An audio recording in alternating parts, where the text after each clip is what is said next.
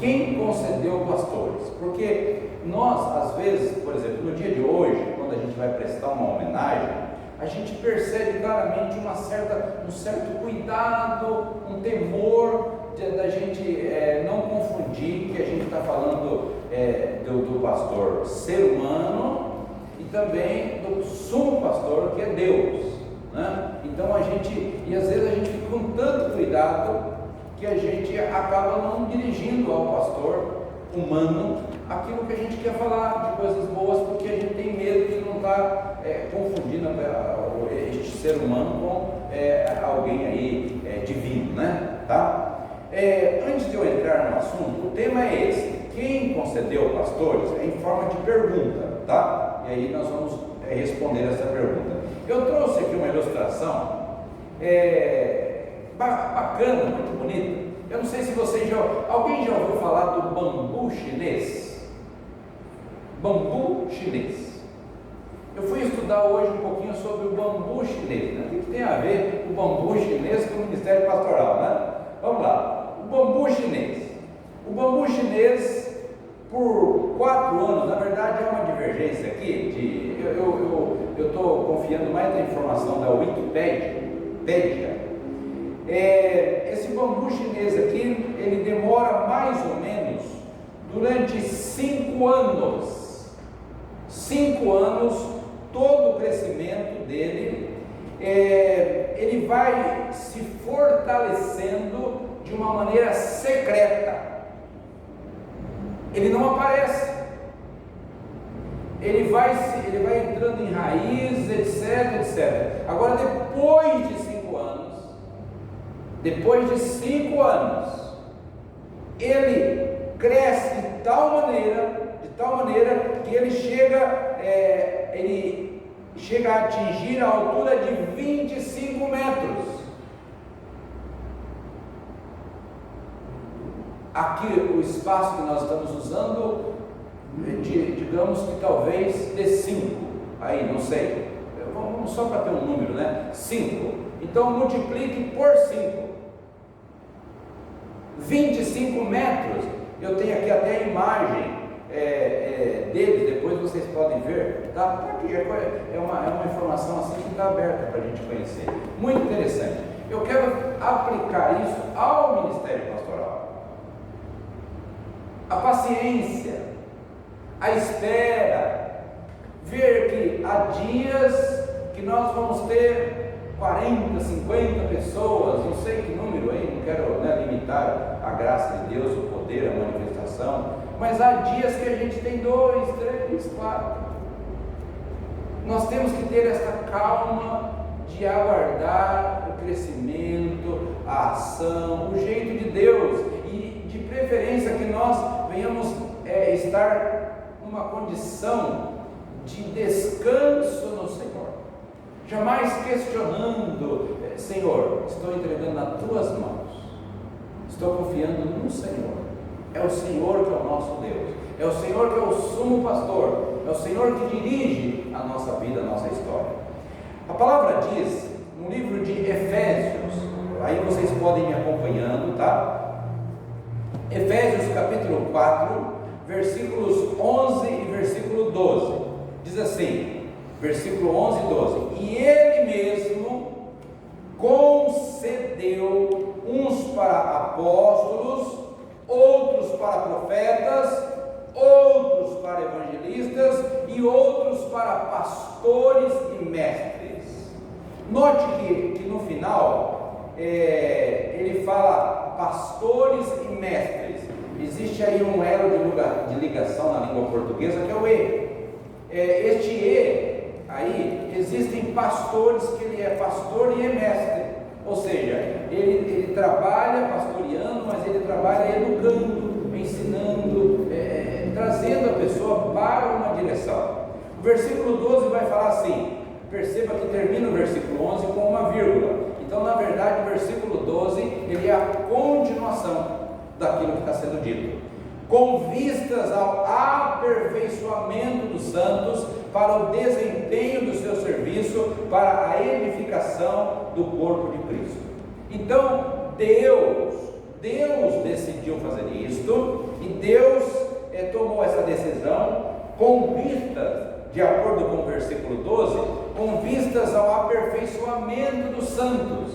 Os santos aqui, quem é? São os cristãos, os discípulos do Senhor. Então a ideia é que estas pessoas, elas desenvolvam, elas cresçam, elas realizem trabalhos, elas tomem posições no âmbito geral da igreja institucional também, tá? Igreja espiritual, mas também igreja instituição, né? Para o desempenho do seu serviço, para a edificação do corpo de Cristo. Esse é o primeiro texto, Efésios 4, 11 e 12. Depois nós temos um outro texto, lá em Atos capítulo 20, versículo 28, onde o apóstolo Paulo, usado por Deus, ele reúne uma liderança ali, e ele usa algumas palavras aqui de extrema importância, umas palavras que fundamentam a estrutura, a base do ministério pastoral. Atos 20, 28, ele diz assim: atendei por vós e por todo o rebanho, sobre o qual o Espírito Santo vos constituiu bispos, para pastoreardes a igreja de Deus, a qual ele comprou com o seu próprio sangue. Quando nós lemos nesse texto a palavra bispo, leia-se pastores. Bispo, pastor, presbítero, são três nomenclaturas para uma mesma pessoa. Os nomes, eles dão ações diferentes, comportamentos diferentes. Para bispo, nós temos a ideia de um supervisor, alguém que supervisiona, que não trabalha sozinho, ele distribui responsabilidades e lida com todos num crescimento saudável, pacífico, amoroso, gostoso, e que a igreja é edificada. Eu trouxe algumas perguntas aqui para usar como uma expressão assim mais do dia a dia nosso, aquelas expressões que a gente muitas vezes lança e sem pensar, até eu fiz isso. Quem são os pastores? Vamos pensar, para a gente pensar, quem são os pastores? Uma segunda pergunta: eu preciso de pastor? Pessoal, às vezes nós lidamos com pessoas que chegam até nós e elas dizem: não, mas eu não preciso. Deus diz que ela precisa. Eu preciso. É pastor da igreja. Tudo para a gente ir martelando aí, depois com o tempo, com certeza, nós vamos aprendendo aí no decorrer do tempo. É meu pastor? É pastor querido? Hoje nós falamos, é pastor querido? Como você fala? Como você pensa? Isso tem importância? O que você aprendeu? Como costumo falar? Aquele é o pastor da igreja ou aquele é o meu pastor? Onde está um possível erro da nossa parte? Tudo para a gente pensar.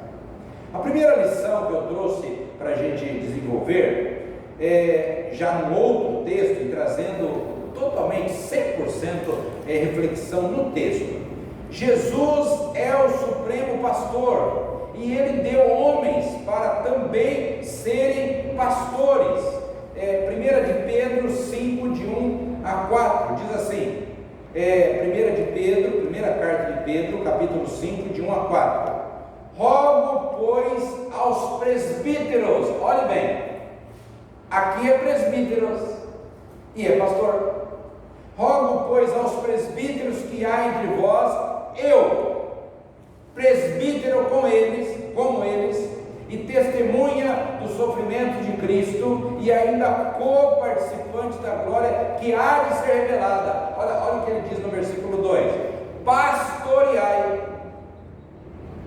o rebanho de Deus que há entre vós.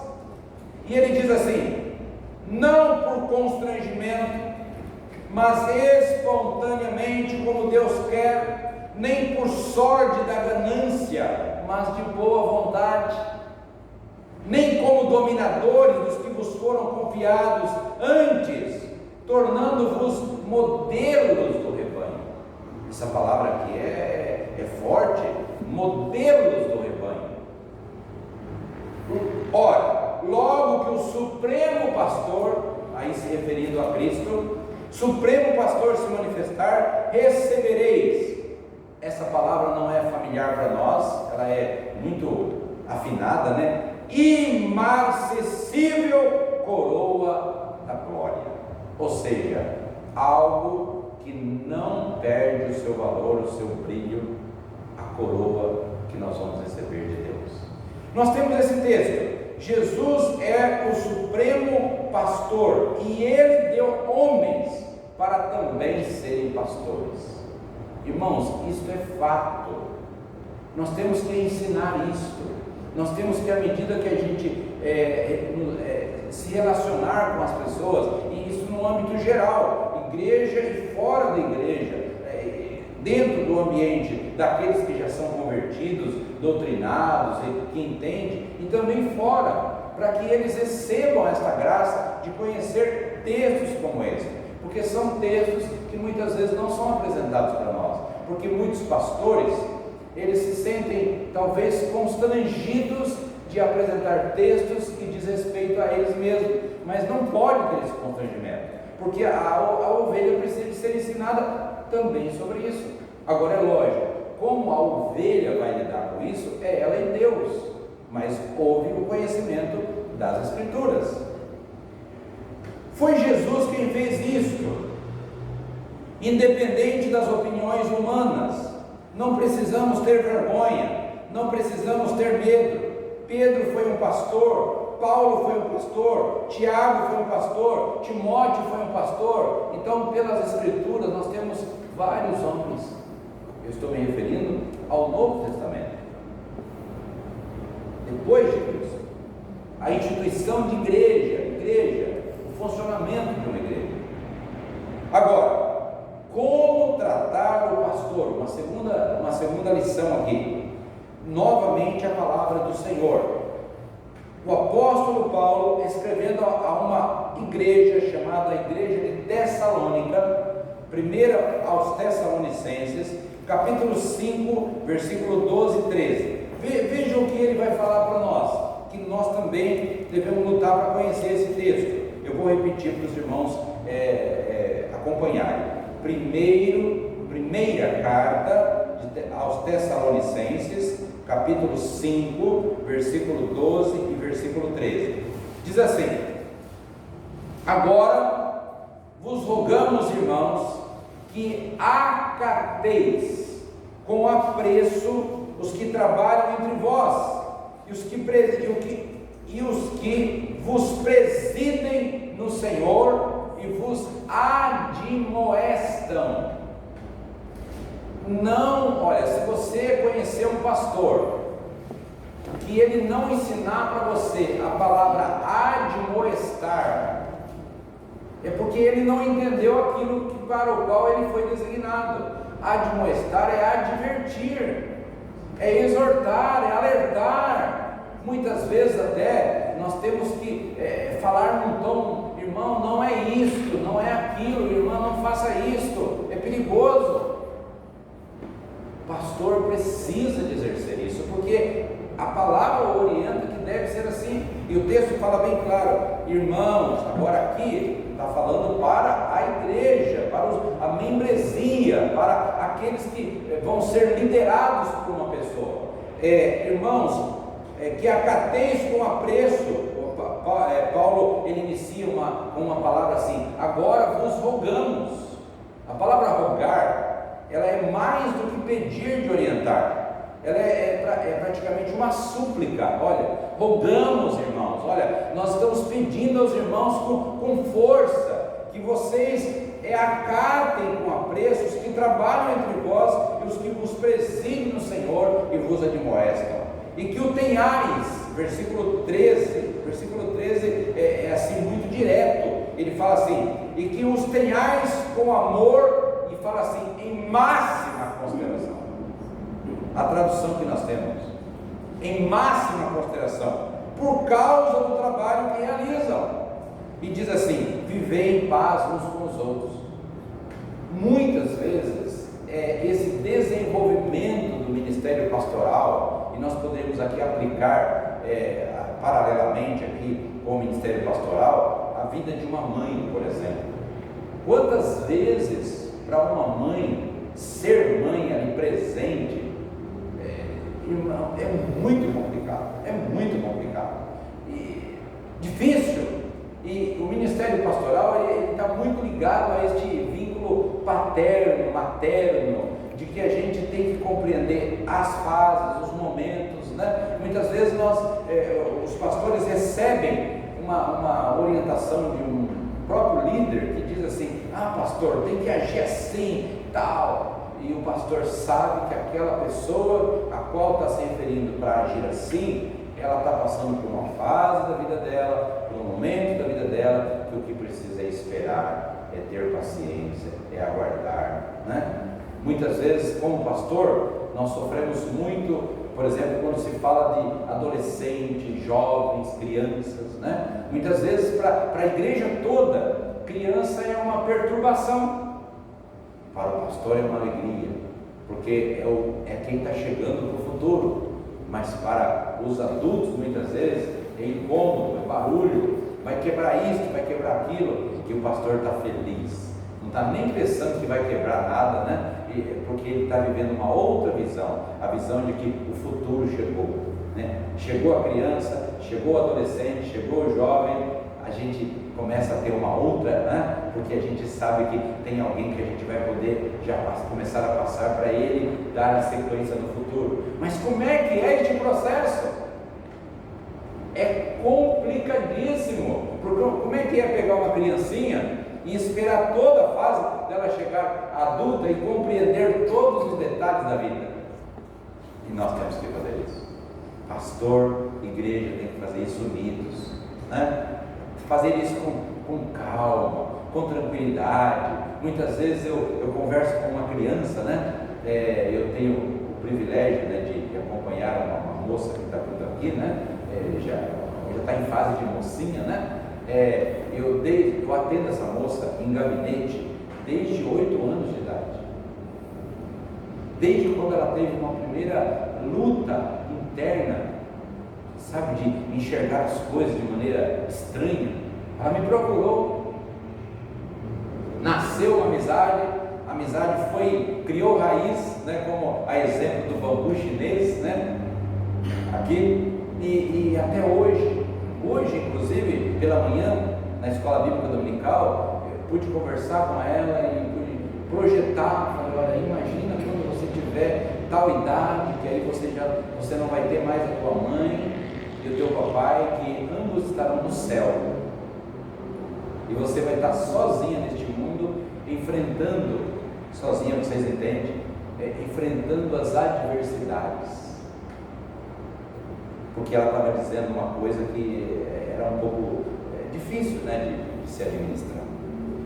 Como tratar o pastor? Esse texto da carta de Paulo à igreja de Tessalônica, ele dá para nós esse material. É importante os irmãos conhecerem esse texto. Acatar com apreço é respeitar, ter amor com ele e com os demais líderes. Não quero aqui, especificamente nesse texto, eu não quero focar só a figura do pastor, não, mas eu quero pensar em diretoria de igreja, líderes, diáconos, né? Pessoas que muitas vezes se desdobram, porque não é só o pastor, né? Nós vemos líderes que eles são incansáveis. A igreja Boas Novas tem líderes assim, aqui tem, desde que eu cheguei aqui eu me deparei com homens e mulheres assim. Outras igrejas que eu passo, lá em Mococa, eu tenho líderes assim, pessoas que eles se sustentam, eles estão ali, eles não temem, sol, chuva, frio, calor, eles estão em plena harmonia.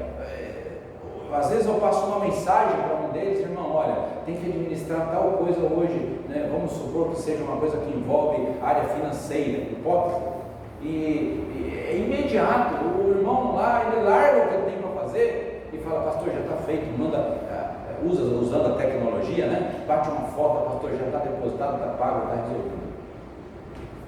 É tão gostoso essa engrenagem funcionando assim, e de maneira pacífica. Eu quero repetir a palavra pacífica, onde não é que alguém deu uma ordem, eu estou cumprindo a ordem. Não, foi um pedido, foi atendido, e nós estamos trabalhando juntos para um reino maior, porque nós trabalhamos, nós fazemos parte do mesmo exército.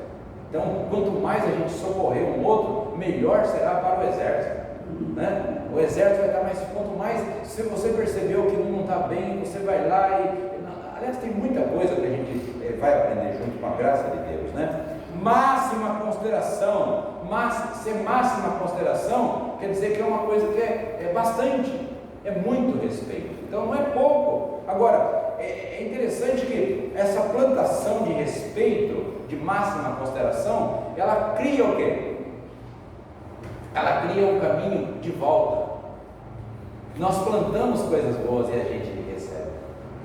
Irmãos, olha, se eu reclamar, se eu disser uma agulha, uma palavrinha de ministério pastoral, eu estou pecando.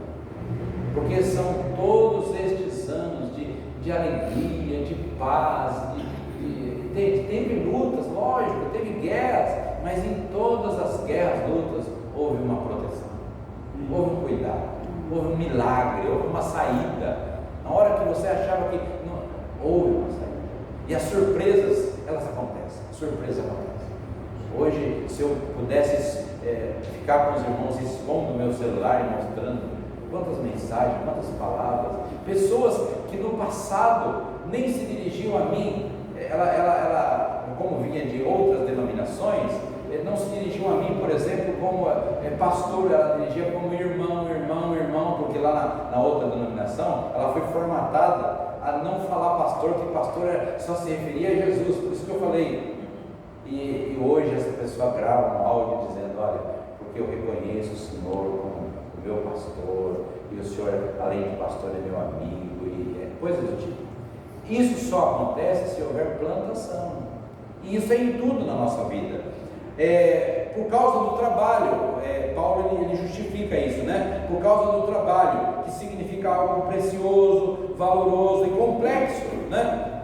Existem situações, irmãos, de uma notícia, né? De manhã, de repente eu recebo a notícia de uma mãe que deu à luz a uma criança, por exemplo, e está toda feliz, e à tarde um outro irmão me liga e diz: pastor, morreu o fulano.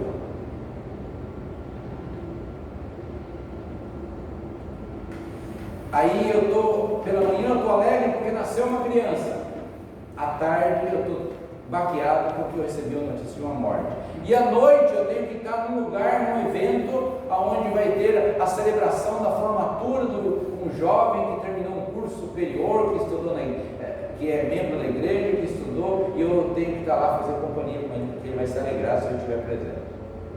Tudo isso a gente vive no mesmo dia, emoções totalmente diferentes uma da outra. Então de manhã eu estou contente, à tarde eu estou sofrendo, e à noite eu tenho que estar sorrindo. Pense isso humanamente.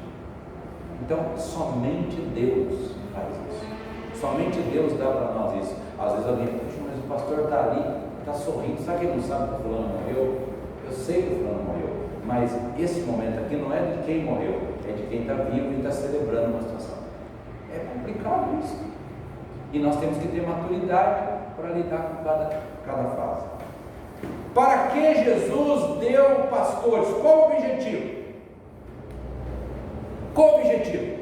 Aí nós reportamos ao versículo 12 novamente de Efésios 4, né? Efésios 4, que eu citei, não foi isso? Efésios 4, versículo 12: com vistas ao aperfeiçoamento dos santos, para o desempenho do seu serviço, para a edificação do corpo de Cristo. E ele diz: até que todos, no versículo 13 agora, até que todos cheguemos à unidade da fé e do pleno conhecimento do Filho de Deus, a perfeita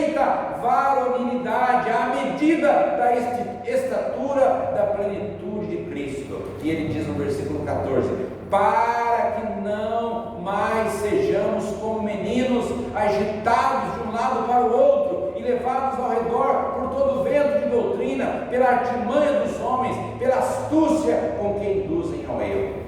Efésios 4, de 12 a 14.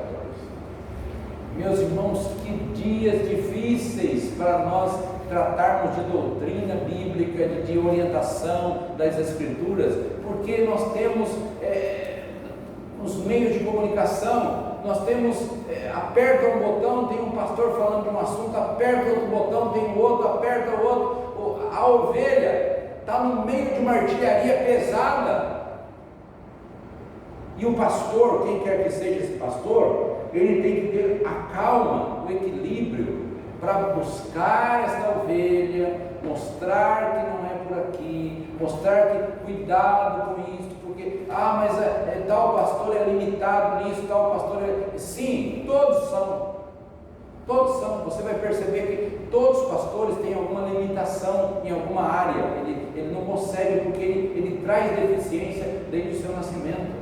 Então, em alguma área a gente fala mais, outra área fala menos, enfim, mas no todo a gente sabe que tem alguém que está com a gente, que anda com a gente, é como um pai e uma mãe, né? Todos os pais são completos, é o mito, né, nós falamos ontem do casamento perfeito, o mito do pastor perfeito também, e o mito da família perfeita, o mito da mãe perfeita, são mitos, não existe isso, né? Mas existe alguém que a gente percebe que conforme a gente lida, a pessoa quer o bem nosso, ela mostra, ela orienta, ela aconselha, ela dá direção e ela espera a gente vencer partes que nós precisamos vencer.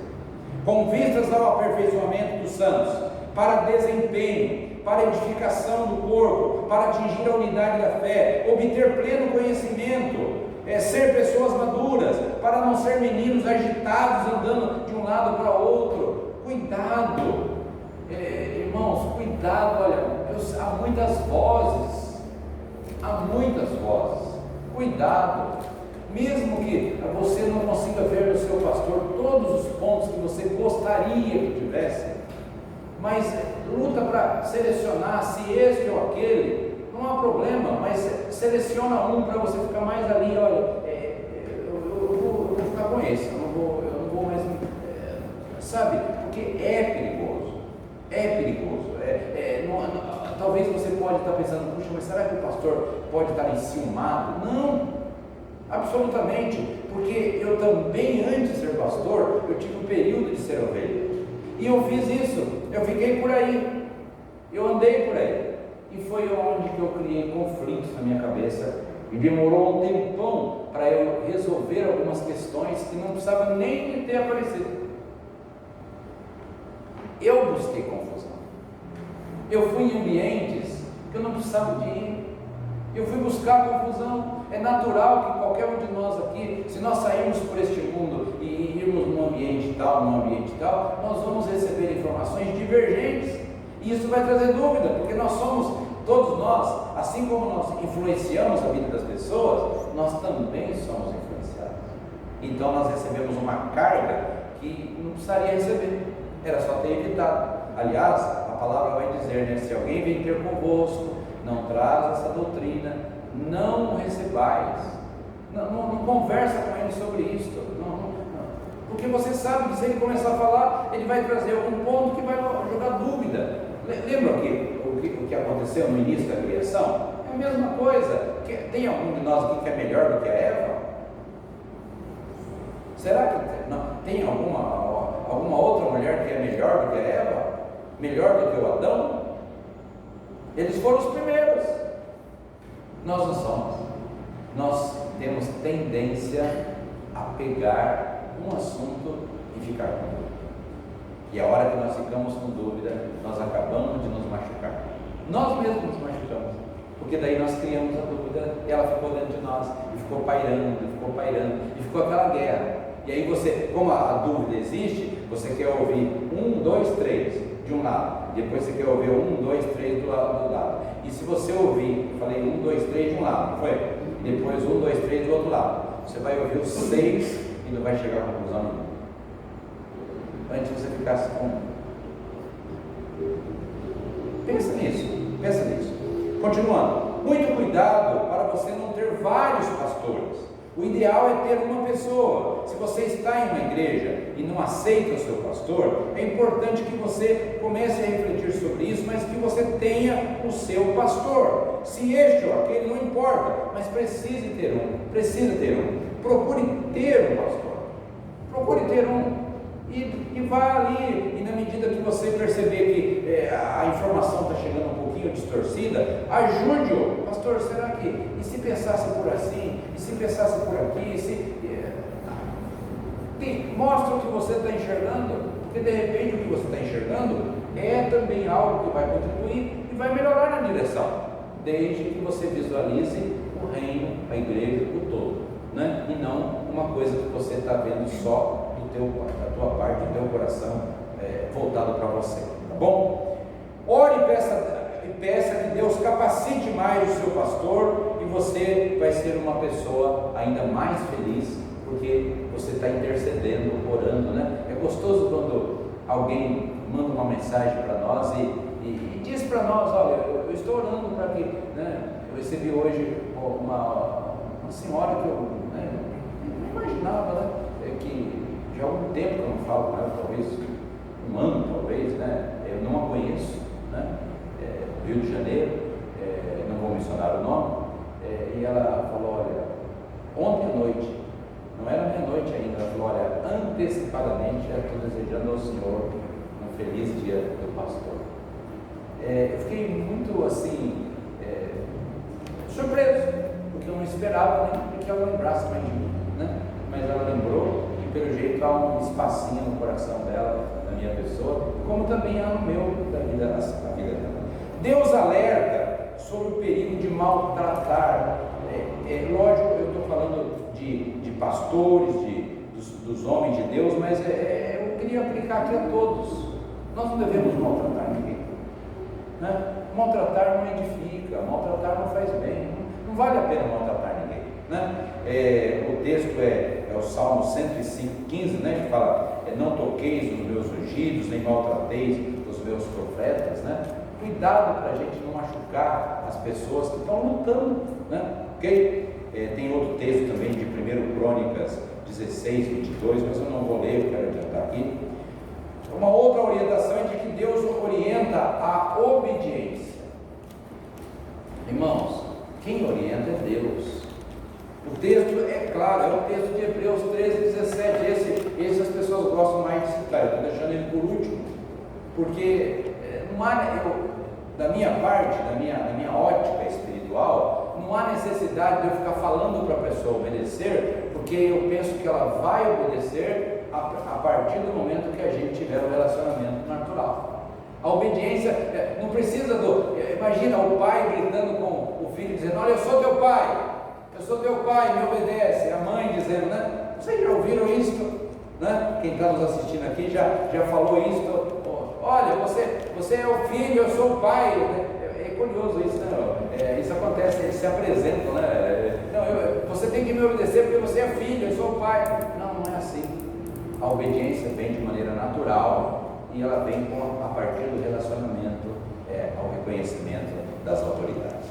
A palavra de Deus de Hebreus 13:17 vai dizer assim: obedecei a vossos pastores e sujeitai-vos a eles. Em outra tradução está dizendo guias, né? Porque velam por vossa alma como aqueles que hão de dar conta delas, para que o façam com alegria e não gemendo, porque isso não vos seria útil.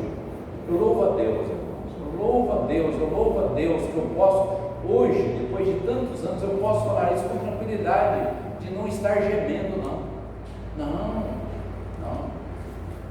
Dá para nós vivermos com alegria.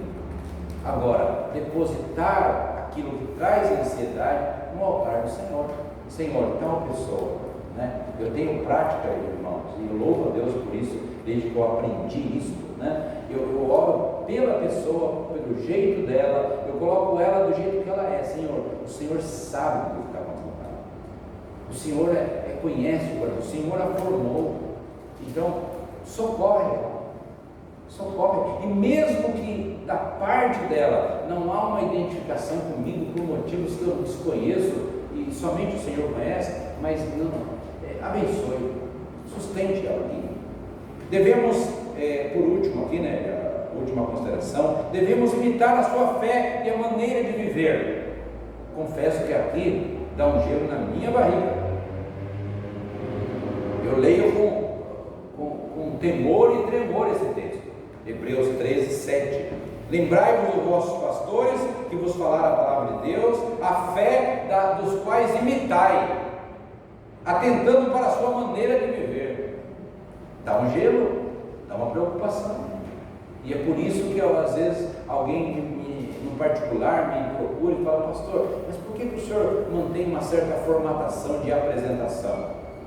Eu falo: porque eu procurei optar por esta, porque eu creio que esta dá uma segurança maior para aquele que me vê, que fala comigo e tal. Então eu optei por esta e tenho recebido no decorrer dessa minha jornada muita alegria de ver pessoas, quando eu chego, imediatamente eu sou respeitado, reconhecido, muitas vezes antes de palavra alguma, porque na concepção, na mente das ovelhas, na mente das pessoas, eles já têm uma imagem de como deve se portar o pastor.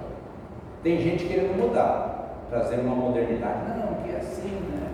Tem até alguém que brinca e fala: aquele pastor é mais moderninho, né? Já viram falar isso, né? Então, mas ele enfrenta um problema, porque o grupo que ele lidera o reconhece, mas a hora que ele pisa fora daquele ambiente, o outro grupo que está lá no mundo, que ele não conhece nem a Cristo, não reconhece. E estão com uma expectativa que ele não seja daquele jeito que ele chegou. Irmãos, eu tenho provas seguras disso. Que Deus nos ajude. Conclusão: mudanças de igrejas, endereço de pastores, não resolvem os nossos conflitos. Não resolvem. Precisamos de uma mudança de coração, uma mudança interna, amar a Deus acima de todas as coisas e obedecer o mandamento de Deus em amar as pessoas do jeito que são e não do jeito que nós gostaríamos que fosse. Nunca, não existe, mesmo numa vida conjugal de anos, não existe. Já tive o privilégio de celebrar mais do que uma bodas de ouro. Eu celebrei bodas de ouro de casais, e de maneira concreta, de maneira segura, há de verdadeiro. Há coisas que não existe isso. Deus nos ajude a olhar a igreja, olhar o ministério pastoral, olhar o irmão, olhar a pessoa que está lá fora que ainda não conhece o Evangelho, com o mesmo olhar do Senhor. Que Deus coloque isso na tua vida, na minha vida. Que Deus nos torne, de uma maneira assim, espiritual, né? Todos nós pastores, todos nós cuidadores de pessoas. Que você se preocupe com alguém, que eu me preocupe com alguém, que a nossa vida tenha sentido, que a gente saia do egoísmo e viva uma vida de altruísmo. Eu creio que é isso que Deus tem para nós. Que Deus nos abençoe.